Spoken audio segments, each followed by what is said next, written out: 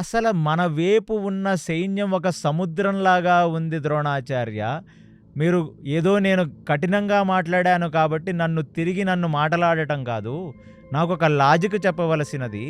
మన వైపు ఇంత పెద్ద సైన్యం ఉంది. శల్యుడున్నాడు, జయద్రథుడున్నారు, మీరున్నారు, మీ కొడుకున్నాడు. ఇంతమందున్న తర్వాత కూడా మనం వాళ్ళని నిగ్రహించలేకపోతున్నాం.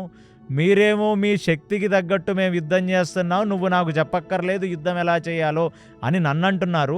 నాకు దయచేసి చెప్పవలసినది మరి ఇంత పరాక్రమము, ఇంత విద్య, ఇన్ని అస్త్రాలు, ఇన్ని శస్త్రాలు మరి వీటితో పనేమిటి అని. అప్పుడు ద్రోణాచార్యుడు దుర్యోధనుడిని చూచి పాత్రత అంటే మీరు గోదావరికి ఒక చెంబుడు తీసుకెళ్తే చెంబుడు నీళ్ళొస్తాయి. అలాగా మనం ఒక కూష్మాండాన్ని కోసి కూష్మాండంలో ఉన్న గుజ్జంతా తీసి కూష్మాండాన్ని తీసుకెళ్ళి నీళ్లు తీసుకొస్తే ఎన్ని నీళ్లు పడతాయి? కూష్మాండంలో పట్టినన్ని నీళ్లే పడతాయి. అంతేగాని నేను కూష్మాండం తీసుకెళ్ళాను కాబట్టి నది మొత్తం నీళ్లు తీసుకురాలేను కదా. కాబట్టి మన లెవెల్ అంతే, మన పాత్రత ఇంతే. మనం ఇంతవరకే చేయగలం తప్ప ఇంతకంటే గొప్ప యుద్ధాన్ని చేసి మనం జయించలేము. దుర్యోధన, నీకు చిన్నప్పటి నుంచి బుద్ధి పెరగలేదయ్యా నీకు. భీముడు పాత్రత అది. సింగిల్ హ్యాండెడ్తో 1000 మందిని చంపగలడు ఆయన. ఆయన రథం మీద నించున్న దానికంటే రథం దిగి భూమి మీద నించుంటే ఇంకెక్కువ మందిని చంపగలడు. నీ పాత్రత అంటే మన చేతికున్న 5 వేళ్ళు ఒకలా ఉంటాయి చెప్పు నాయన. ఒకటి పొడుగ్గాను ఒకటి చిన్నదిగాను ఉంటుంది. అలాగే ఈ భగవత్ సృష్టిలో నీ పాత్రత ఇది, నా పాత్రత అది, పాండవుల పాత్రత అది. వాళ్ళలాగా మనం ఎలా అవ్వగలం చెప్పు? కుక్క చూచి నక్కవ్వాలనుకున్నా అవ్వగలుగుతుందా చెప్పు? అది దాని కర్మాధీనం అంతే. కాబట్టి నువ్వు అడిగిన ప్రశ్నకి లాజిక్కే లేదు.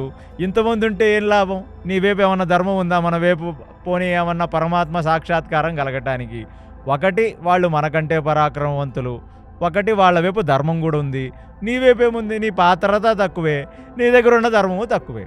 కాబట్టి ఇంకొకసారి వచ్చి అంటే ద్రోణాచార్యుడు ఇంత కఠినంగా ఎందుకు మాట్లాడుతున్నాడంటే వాళ్ళ తాతని చేసే హెరాస్మెంట్ ఆల్రెడీ ద్రోణాచార్యుడు చూస్తున్నాడు. కాబట్టి వీడికి బదులు ఇవ్వకపోతే రేపొద్దున మళ్ళీ వచ్చి సూటిపూటి మాటలతో గుచ్చుతాడని చాలా కఠినంగా, గురువు కదా, గురువుకి శిష్యులను ఎలా హ్యాండిల్ చేయాలో తెలుసు కాబట్టి చెప్పేశాడు. అప్పుడు దుర్యోధనుడు అనుకుంటున్నాడు, ఈ యుద్ధంలోకి వచ్చి కూడా మళ్ళీ పాత్రత అంటావు, కూష్మాండం అంటావు, ధర్మం లేదంటావు, నువ్వెక్కడ దొరికావరా నాయన అని చెప్పి, సరే ఇప్పుడు అదంతా పక్కన పెట్టు, ఆ సాత్యకి బీభత్సం చేస్తున్నాడు, మీరు వెళ్ళి ఆ సాత్యకిని పడగొట్టవలసినది అని ఆదేశించాడు.